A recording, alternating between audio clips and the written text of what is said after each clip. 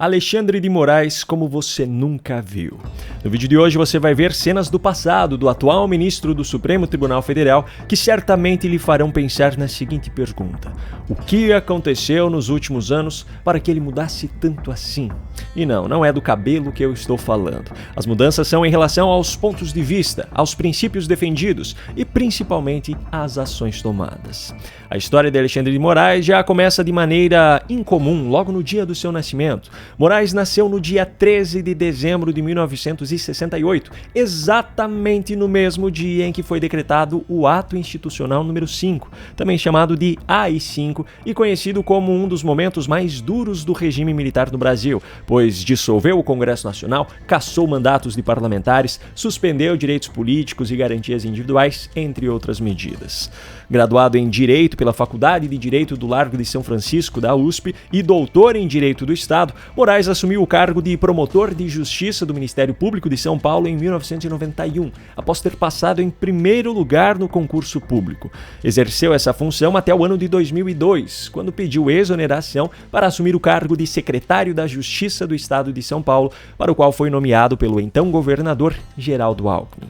Moraes permaneceu na chefia dessa secretaria até 2005 e, em paralelo a isso, nos anos de 2004 e 2005, foi também presidente da FEBEM de São Paulo.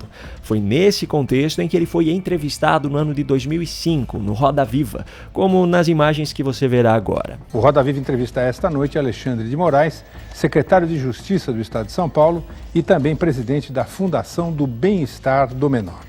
Alexandre de Moraes, 36 anos, é o mais novo secretário de Justiça da história do Estado de São Paulo. Ironicamente, o mesmo Moraes que hoje diz que é preciso combater o extremismo, naquela entrevista em 2005 mostrava uma postura de rigor extremo. Sem hipocrisia nenhuma, há um grande número de funcionários, não é a maioria, mas há um grande número de funcionários que não tem salvação mais. Porque na mentalidade deles, eles realmente acham que devem atuar assim. Então, esses serão demitidos. Ainda nesse mesmo programa, Alexandre de Moraes foi confrontado por um dos jornalistas sobre a discrepância entre aquilo que ele estava defendendo durante a entrevista e os posicionamentos de muitos dos seus colegas de partido naquela época. O então secretário de Justiça se esquivou da pergunta. Mas o senhor vai procurar mostrar a colegas de partidos, do partido do senhor? Tem muitos que são dos que mais dizem ou reproduzem essa coisa de que o ECA defende bandido, que direitos humanos é coisa de bandido. Tem muita gente dentro do partido do senhor que difunde esses conceitos. O senhor vai procurar mostrar para eles que não é bem assim, uma coisa um pouco diferente? Isso você está dizendo, né? Tem muitas pessoas. E é aqui que entra um ponto muito curioso na história de Alexandre de Moraes, que a imensa maioria dos cidadãos brasileiros até hoje não sabe. Quando essa entrevista foi realizada, Moraes era filiado ao PFL, o Partido da Frente Liberal. Adivinha quem também era filiado a esse mesmo partido nessa mesma época? Jair Messias Bolsonaro. Sim, acredite se quiser, mas Alexandre de Moraes e Jair Bolsonaro já foram colegas de partido em um passado muito distante. O nome de Bolsonaro foi inclusive citado logo na sequência do trecho que eu mostrei anteriormente. É que eles mudam de partido, senão eu enumeraria vários aqui, porque eles podem ter mudado do PPD pro PS. O Bolsonaro de que partido é? O Bolsonaro. Quem diria que 20 anos mais tarde, Moraes estaria no Supremo Tribunal Federal perseguindo ferrenhamente Bolsonaro e seus aliados, não é mesmo? Só que naquele mesmo ano de 2005, Moraes ainda teve uma relação direta justamente com aquele que hoje é o principal adversário de Bolsonaro, Lula. Em 2005, exercendo seu primeiro mandato como presidente da República, Luiz Inácio Lula da Silva nomeou Alexandre de Moraes para o Conselho Nacional de Justiça, atendendo à indicação feita pela Câmara. Bom, depois disso, ele foi secretário municipal de transportes na cidade de São Paulo durante a gestão de Gilberto Kassab, atuou como advogado na iniciativa privada e, posteriormente, foi novamente secretário no governo de Geraldo Alckmin no estado de São Paulo, só que dessa vez de Segurança Pública. Em 2016, foi escolhido por Michel Temer, que havia assumido interinamente a presidência da República por conta do processo de impeachment contra Dilma Rousseff, para o cargo de ministro da Justiça e Segurança Pública. Desse mesmo ano de 2016, só que não se sabe exatamente a data, há um vídeo em que Alexandre de Moraes aparece no Paraguai cortando pés de maconha.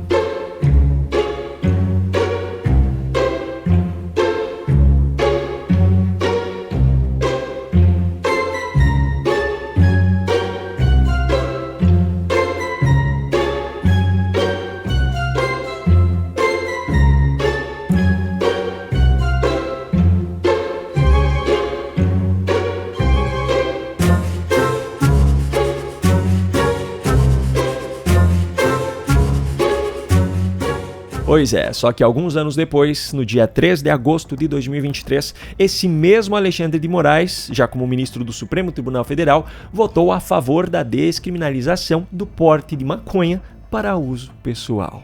Mas essa não foi a única mudança misteriosa que aconteceu de lá para cá.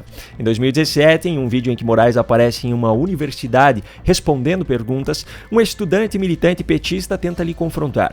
Em sua resposta, Moraes mostra a visão que tinha dos governos petistas naquele momento. Em relação à última questão do nosso simpatizante aqui, de um governo corrupto, que foi colocado para fora do Brasil pela corrupção, pela falta de vergonha na cara de quem roubava bilhões e bilhões, se ao invés de roubar bilhões tivesse investido na segurança, se ao invés de desviar dinheiro para construir porto em Cuba, tivessem investido em presídio, nós estaríamos muito melhor. Obrigado. Bom, alguns anos mais tarde, a visão de Alexandre de Moraes parece ter mudado completamente, pois a mesma disposição que ele tem para abrir inquéritos, investigações, censurar perfis e publicações, determinar prisão preventiva, condenar a prisão, etc., contra quem se identifica com o espectro político da direita, não é demonstrada para investigar as inúmeras controvérsias já registradas no atual governo petista. Agora, voltando mais uma vez no tempo, também em 2017, e agora já como ministro do STF, Alexandre de Moraes concedeu uma entrevista ao vivo ao Jornal da Manhã na Jovem Pan. O mesmo ministro que hoje dita os rumos da liberdade, ou da ausência dela, no país, na ocasião disse isso aqui. Todo órgão colegiado, ele é heterogêneo por natureza. E talvez essa seja uma das grandes garantias de autocontenção do Supremo Tribunal Federal. Imagine se o Supremo Tribunal Federal fosse de uma única pessoa, nós teríamos uma ditadura do judiciário. Pois é, ele já foi extremamente rigoroso, mas hoje diz que o extremismo precisa ser combatido. Ele já foi colega de partido de Bolsonaro, mas hoje está à caça de qualquer motivo pelo qual possa condenar o ex-presidente. Ele já destruiu plantações de maconha para combater o tráfico de drogas, mas hoje é a favor da descriminalização do porte dessa mesma substância para uso pessoal. Ele já falou convictamente sobre a corrupção nos governos petistas, mas hoje não move um dedo para investigar as irregularidades cometidas pelo governo Lula. Ele já falou que um Supremo de um homem só seria uma ditadura do judiciário, mas hoje se coloca como dono da justiça no Brasil. A pergunta que fica é: o que fez Alexandre de Moraes mudar tanto assim? Um grande abraço e até a próxima.